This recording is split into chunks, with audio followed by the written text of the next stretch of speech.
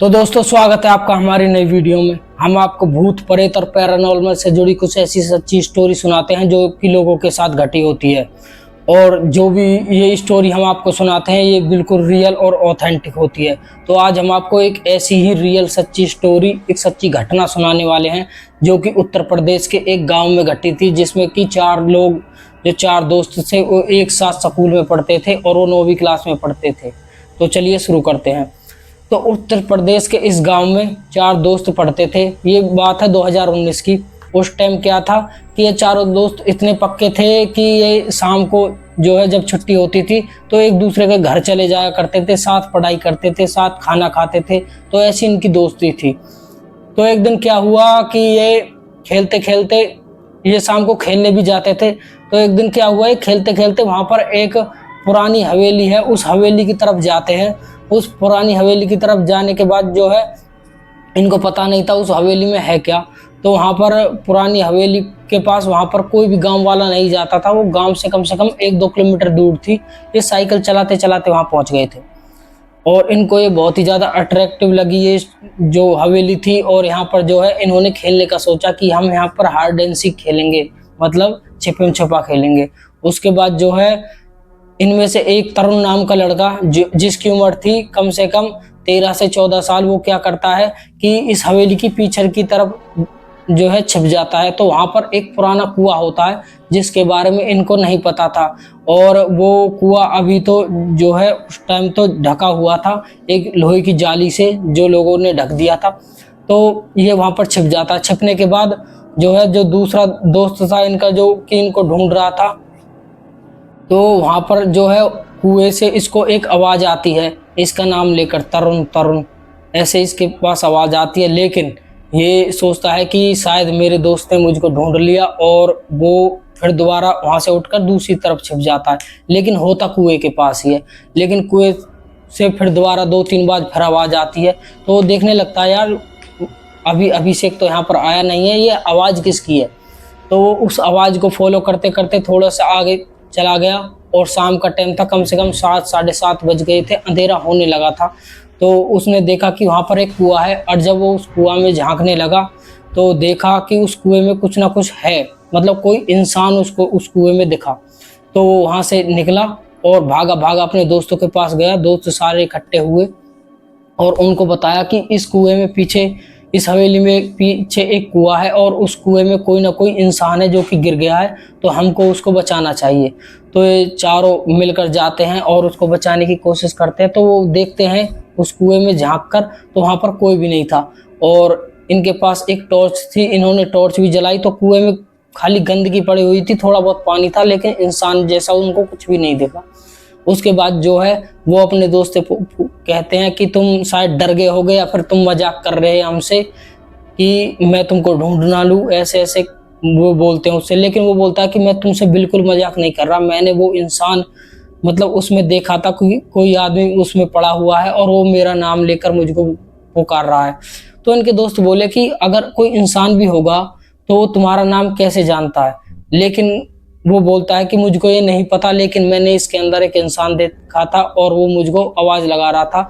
मुझको क्लियर नहीं दिख रहा था पर लेकिन ऐसा मुझको पता था कि वो एक इंसान ही है। उसके बाद जो है ये वहाँ से निकल जाते हैं। अब जब ये वहाँ से निकल जाते हैं, जो तरुण है वो अब भी इसी चीज़ के बारे में सोच रहा होता है, वो है था क्या, मैंने तो इंसान ही देखा था, लेकिन फिर दोबारा वो गया कहाँ। तो ये चीज़ें इसके दिमाग में चल रही थी। तो थोड़ी देर बाद ये अपने घर पहुंच जाते हैं, खाना वाना खाते हैं और लेट जाते हैं। तो लेटे लेटे भी ये वही चीज़ सोच रहा है, उसी के बारे में सोच रहा है। अब क्या होता है कि धीरे धीरे सोचते सोचते इसको नींद आ जाती है। नींद आने के बाद रात को फिर दोबारा सपने में उसको वही इंसान दिखा और वो बोल रहा है कि मुझको बचा लो, मुझको इस कुएं में से निकाल दो। तो ये एकदम हड़बड़ा के उठता है और जब ये हड़बड़ा के उठता है तो इसके जो है पूरा शरीर पसीने पसीना हो गया था और जून का महीना था, तो घर में पंखा भी चालू था। तो ये एकदम से हड़बड़ा कर जैसे उठता तो ये देखता है कि साइड में जो मेरा पलंग है वहाँ पर कोई बैठा था, मतलब वहाँ पर कुएं की मट्टी गीली गीली सी, जिसमें जैसे कि कोई अभी पानी से निकल कर आया हो, और पूरे घर में चलने के ऐसे ही पैरों के निशान थे उसके कमरे में। तो वो खड़ा होता है और खड़े होने के बाद वो अपना दरवाज़ा खोलता है और बाहर जाकर जो है अपने मम्मी पापा का दरवाज़ा खटखटाता है। तो उसके मम्मी पापा उसके साथ आते हैं, तो अपने मम्मी पापा को सारी बात बता देता है कि हमारे घर में कोई ना कोई घुसा है और उसके पूरे पैर के निशान हमारे घर में है और काफ़ी गंदा कर रखा उसने जो भी है कमरे को। तो उसके घर वाले उसके साथ खड़े होकर जाते हैं और देखते हैं उसके कमरा बिल्कुल साफ होता है, वहाँ पर कुछ भी नहीं होता। अब वो सोच में पड़ जाता है, यार मैंने तो कोते बिल्कुल देखा था, यहाँ पर कोई बेड पे भी मेरे साथ बैठा हुआ था वहाँ पर, क्योंकि गंदगी लगी हुई थी और पूरे फर्श गंदा था, अब एकदम से इतना साफ क्यों हो गया। तो उसके घर वाले उसको डांट फटकार कर सलाह देते हैं कि या तो तूने कोई बुरा सपना देखा है, तू डर गया है, या फिर तू हमसे मजाक कर रहा है और ये टाइम मजाक करने का नहीं होता, तुम अपने कमरे में जाओ और सो जाओ और हमको भी परेशान मत करो। तो वो अब डरा सहमा सा अपने कमरे में जाता है और लेट जाता है और उसको नींद नहीं आती। पूरी रात वो ऐसे ही अपने कंबल को लेकर बैठा रहता है कि उसको लगता है कोई इधर से आया, कोई इधर से आया, मतलब ये चीज़ उसको महसूस हो रही थी और डरता डरता पूरी रात वो ऐसे ही निकाल देता है। उसके बाद सुबह होती है और उसकी आंखें नींद से भरी हुई थी, लेकिन वो स्कूल जाता है। स्कूल जाने के बाद जो है वो अपने दोस्तों से वो सारी बात शेयर कर देता, सारी बात बता देता है। तो उसके दोस्त समझते हैं कि यार वो कल जो तुमने देखा था शायद वो चीज़ तुम्हारे दिमाग में रह गई होगी और तुम उसी को ज़्यादा सोच रहे हो। लेकिन ये दोस्तों से कहता है, नहीं यार मैं बिल्कुल भी नहीं सोच रहा, ऐसा बिल्कुल था, मैंने देखा था कि मेरा कमरा पूरा का पूरा गंदा था और मेरे पलंग पर कोई ना कोई बैठा हुआ था और जब मैं मम्मी पापा को वहाँ लेकर गया तो वहाँ पर कुछ भी नहीं था। तो अब क्या कहते हैं, इसके दोस्त कहते हैं कि चिंता मत करो, हम एक काम करते हैं कि कल जब हम वहाँ गए थे तुमको वहाँ आदमी दिखा था और वही तुमको कमरे में भी सपने में भी दिखा है, तो एक काम करते हैं हम वहाँ पर दोबारा चलते हैं और दोबारा देखते हैं वहाँ पर था क्या।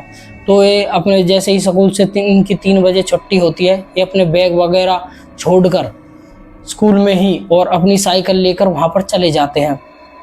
अब ये डरे सहमे से वहाँ पर जाते हैं हवेली में और हवेली बहुत ही ज़्यादा डरावनी थी और उसके पीछे जब कुएं के पास से जाते हैं तो वहाँ पर फिर भी उनको कुछ भी नहीं दिखाई देता। इनको लगा कि ये शायद हमसे मजाक कर रहा था और ये हमको यहाँ पर दोबारा लाना चाहता था।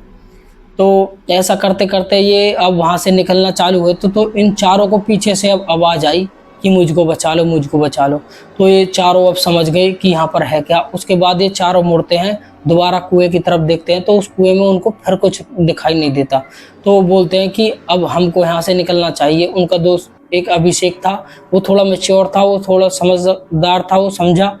उन्होंने उनसे कहा कि यहाँ से हम चलते हैं, हमारे साथ कुछ गलत भी हो सकता है। तो जैसे ये वहाँ से निकलना चालू हो जाते हैं, वहाँ से निकलते हैं, हवेली को थोड़ा सा ही क्रॉस करते हैं तो एकदम से इनको कुछ गिरने की आवाज़ आती है। तो ये हवेली की तरफ जैसे ही देखते हैं तो इनको एक शैडो सी दिखती है जो कि हवेली के अंदर ही इधर से उधर घूम रही थी। तो इन्होंने सोचा कि यहाँ पर कोई सिक्योरिटी गार्ड या फिर कोई चौकीदार होगा जो कि ये यहाँ पर डोल रहा है। तो इससे पूछते हैं कि यहाँ पर है क्या जो कि आवाज़ लगा रही है ये चीज़।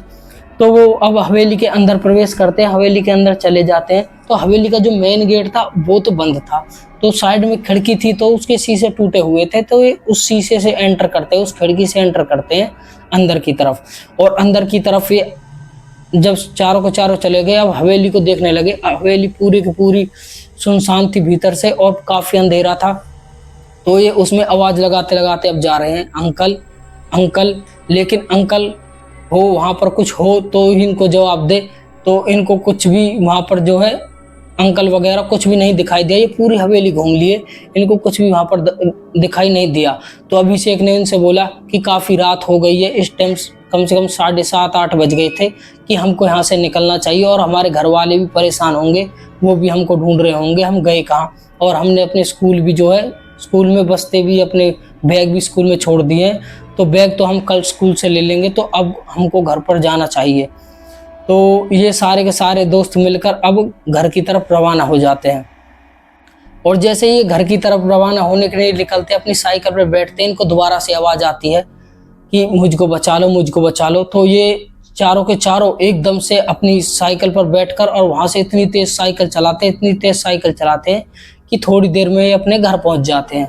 घर पहुँचने के बाद जो है, घर पहुँचने के बाद इन चारों ने अपने घर वालों को कुछ भी नहीं बताया और ये अब इस चीज़ के बारे में डेली डिस्कस करते थे कि वो चीज़ थी क्या, वो चीज़ थी क्या। तो अब इन्होंने सोचा कि वहाँ आस-पास कुछ ना कुछ तो होगा। तो इनका दोस्त जो तरुण है वो बताता कि हाँ, वहाँ आस-पास एक बस्ती थी, उस बस्ती में जो लोग रहते हैं, हमको उनसे पता करना चाहिए कि इस हवेली में है क्या। तो ये दूसरे दिन निकल जाते हैं वहाँ पर उस बस्ती की तरफ। तो ये उस बस्ती में जाकर जिन भी लोगों से उस हवेली के बारे में पूछते, तो लोग वहाँ के इनको कुछ भी बताने को तैयार नहीं थे। वो उनसे बोलते हैं कि तुम बच्चे हो, तुम अपने घर चले जाओ और उस हवेली की तरफ जाना मत। तो जितने भी लोग मिले इनसे यही बोल रहे थे। तो ये सोचने लगे, यार ये लोग इतने क्यों डरते हैं, और इन लोगों ने ये बस खाली हम इनसे पूछ ही तो रहे हैं इस हवेली में था क्या, ये हवेली बंद क्यों हुई, ये हवेली किसकी है, इसका मालिक कौन है, हम यही तो पूछ रहे हैं, लेकिन कोई बताने के लिए राजी ही नहीं है। उसके बाद जो है ये वहाँ से निकलना, जैसे ही वहाँ से निकलते हैं तो वहाँ पर एक इनकी ही उम्र का एक लड़का मिलता है। तो अभिषेक ने पूछा शायद हमको इस लड़के से पूछना चाहिए, ये हमको बता देगा। तो ये उस लड़के से पूछते हैं तो वो लड़का इनको बताता है। डरा सहमा सा तो वो लड़का होता है, उस हवेली के बारे में सुनते ही वो एकदम से डर जाता है। तो वो बताता है इनको कि हवेली काफी समय पहले से बंद है, और हमारे घर वाले जो कि हमको बताते हैं, मेरी दादी मुझको कहानी सुनाती थी इस हवेली के बारे में, तो बताती थी कि ये हवेली उस टाइम पर जमींदार लोगों की थी, और जो जमींदारों के 2 परिवार इसमें रह करते थे। तो क्या हुआ कि वे जमींदार बहुत ही ज़्यादा पैसे कमाते थे, तो उसमें से जो छोटा लड़का था, छोटा जमींदार था, वो काफ़ी अच्छा पैसा कमाता था, उसका जो काम था वो काफ़ी अच्छा चल रहा था। तो जो बड़े भाई है उनके, उसकी घरवाली उनसे चिढ़ती थी कि ये इतना ज़्यादा पैसे कमाते हैं और जो है हमसे भी ज़्यादा ये बढ़िया ग्रो कर रहे हैं। तो क्या हुआ, अब वो काले जादू में पड़ गई। इनकी जो छोटे बड़े जमींदार की पत्नी थी वो काले जादू में पड़ गई। तो ब्लैक मैजिक किया करती थी पूरे घर में। तो ब्लैक मैजिक करते करते जो है वो इनके, जैसे ही वो ब्लैक मैजिक में आगे बढ़ती गई तो इनसे बलि मांगी गई जो छोटा साहूकार है, छोटा जो जमींदार था उसके बड़े लड़के की। तो वो क्या करती है, उसको कुछ ना कुछ नशीला पदार्थ छुपके से खिला देती है, और उसको रात को कम से कम 12 साढ़े 12 बजे एक कमरे में बुलाती है, और वहाँ पर उसने पूरा ब्लैक मैजिक का सामान इकट्ठा कर रखा था और वो इसके बस में होता है इस टाइम। तो उसको सामने बैठाती है और कुछ मंत्र जाप करने लगती है, उसके ऊपर पूरा सिंदूर वगैरह, नींबू मिर्ची जन क्या क्या करती है, और उसके बाद जो है उसकी बलि दे देती है। तो उसकी बलि देने के बाद जो है उसको कुएं में, पीछे जो इनके घर के पीछे कुआं उसमें डाल देती है, और कुएं का ढक्कन बंद कर देती है, क्योंकि उस पर जाली लगी हुई थी कुएं पर। और घर वाले पूरे के पूरे जब सुबह हुई तो छोटे साहूकार और बड़े साहूकार सब मिलकर उस लड़के को ढूंढते हैं, लेकिन वो लड़का कहीं भी नहीं मिला। ये बहुत ही ज़्यादा डर भी गए थे और सोचने भी लगे थे कि हमारा लड़का गया कहाँ, हमारा लड़का गया कहाँ। तो जो बड़ी बहू थी, जो बड़ी साहूकारनी थी, वो ब्लैक मैजिक करती थी। इनको किसी को कुछ नहीं पता था कि ये ब्लैक मैजिक करती है। तो अब काफ़ी दिन गुजर गए, उस लड़के को खोए, वो लड़का मिला नहीं इनको। तो क्या हुआ, जो छोटी साहूकारनी थी जिसका लड़का मरा था, वो जो है अब पीछे की तरफ गई। वो सोच में रहती थी हमेशा। तो उसको पीछे की तरफ, जैसे ही हवेली के पीछे की तरफ कपड़ा सुखाने के लिए वो गई, तो वहाँ पर उसको कुएं में से बहुत बुरी बदबू आ रही थी, जैसे कुछ ना कुछ सड़ रहा हो यहाँ से। तो वो जाकर घर वालों को बताती है कि पीछे कुएं में जो है बहुत बुरी बदबू आ रही है, शायद उसमें कुछ ना कुछ कोई जानवर वगैरह कुछ ना कुछ तो गिरा है, जिससे कि बहुत बुरी बदबू आ रही है। अब क्या हुआ, जो छोटे साहूकार है वो उसको साथ जाते हैं और देखते हैं, तो उनको भी लगा कि हाँ इसमें बदबू आई है, हमको इसको साफ करवाना चाहिए। तो वो जो है बाजार से एक आदमी को लाती है, बंदे को लाती है बुलाकर, जिसको वो कुछ पैसे देते हैं और उससे बोलते हैं कि ये कुआं तुमको साफ कर रहा है। पहले तो वो साफ करने से मना कर रहा था क्योंकि उसमें बहुत ही ज़्यादा बदबू आ रही थी, लेकिन कुछ इन्होंने पैसे ज़्यादा ऑफर किए तो उसने कुएं साफ करने के लिए हाँ भर दी। तो कुएं में जैसे ही उतरा, उसने देखा कि बदबू अब सहन नहीं की जा रही, बहुत बुरी बदबू है। तो उसने अपने चेहरे पर जो है कपड़ा लपेट लिया और उसको साफ करने लगा। तो जैसे ही वो उसको साफ कर रहा था तो उसमें उसको कंकाल वगैरह से दिखे, मतलब कुछ बॉडी दिखी जो अभी पूरी तरह से गली नहीं है। तो जैसे ही उसने उस बॉडी को निकाला तो एकदम से वो बहुत ही जोर से चिल्लाया, और चिल्लाने के साथ ही जो है वो साहूकार, छोटे साहूकार की पत्नी वहाँ पर आई और वो उससे बोलने लगी क्यों चिल्ला रहे, तो उसने आवाज़ लगाकर बोला कि इसमें कोई ना कोई तो इंसान पड़ा हुआ है। तो ये सुनने के बाद जो है छोटी साहूकारनी एकदम से रोने लगी और घबराने लगी कि इसमें शायद मेरा बच्चा तो नहीं है, मेरा लड़का तो नहीं है, बड़ा लड़का जो इतने दिनों से गायब है। तो वो काफ़ी तेज रोने लगी वहाँ पर, लेकिन छोटे साहूकार ने उसको मनाया, उसको बोला कि रुक जाओ, रो मत, पहले इसको निकालने तो दे, पता तो चले इसमें है कौन। तो काफ़ी मेहनत करने के बाद उसको निकाला और उन्होंने जो है उसका चेहरा पहचान में नहीं आ रहा था, लेकिन कपड़ों से पता चल रहा था कि उनका ही बेटा इसमें जो है मरा पड़ा है। तो उन्होंने जो स्थानीय थाना है वहाँ पर कंप्लेंट लिखाई। तो पुलिस वाले जब वहाँ पर आए तो उन्होंने देखा कि उस शरीर की हालत बहुत ही ज़्यादा ख़राब थी और शरीर के 2 टूक हो चुके थे। उन्होंने जो फोरेंसिक टीम वहाँ पर बुलाई और फोरेंसिक टीम जब वहाँ पर आई तो फोरेंसिक टीम ने वहाँ पर उसके जो जांच के लिए नमूने लिए बॉडी के, और उन्होंने बॉडी को पोस्टमार्टम के लिए भेजा। पोस्टमार्टम में पता चला कि ये उनका ही लड़का है और इसकी जो है गर्दन काटकर इसकी मृत्यु की गई है।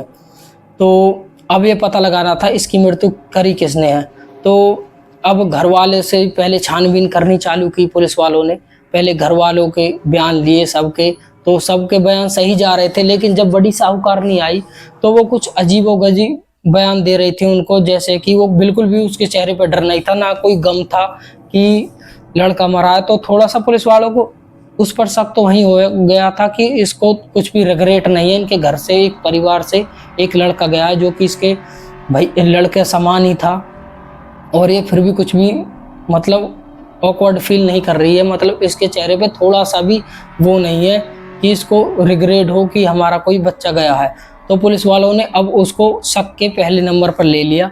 अब उससे अलग अलग तरीक़ा की पूछताछ करी गई और उसके कमरे की तलाशी और उसके जहाँ पर वो वशीकरण करती थी, जहाँ पर काला जादू करती थी, उसकी तलाशी ली।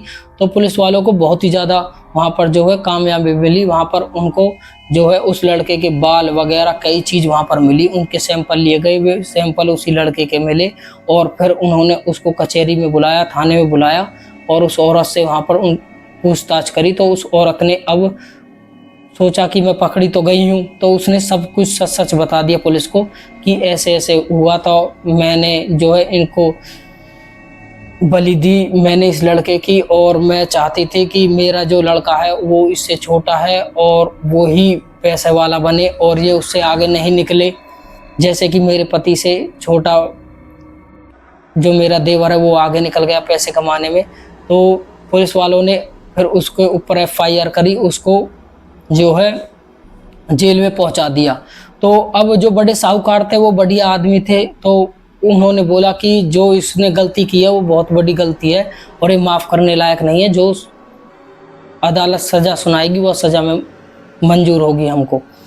तो यही वो पूरी घटना थी। और उसके बाद जो है वो लड़का उनके सपने में भी आया और उस लड़के ने जो है सपने में उनको आकर बताया भी कई बार कि मुझको बचा लो, मुझको बचा लो, लेकिन उन्होंने इतना वो नहीं किया कि ये कहीं गायब हो गया हो, तो सपने पर इतने ध्यान नहीं देते थे। लेकिन उनको क्या पता था कि उस लड़के को मारने वाली मेरी ही पत्नी थी।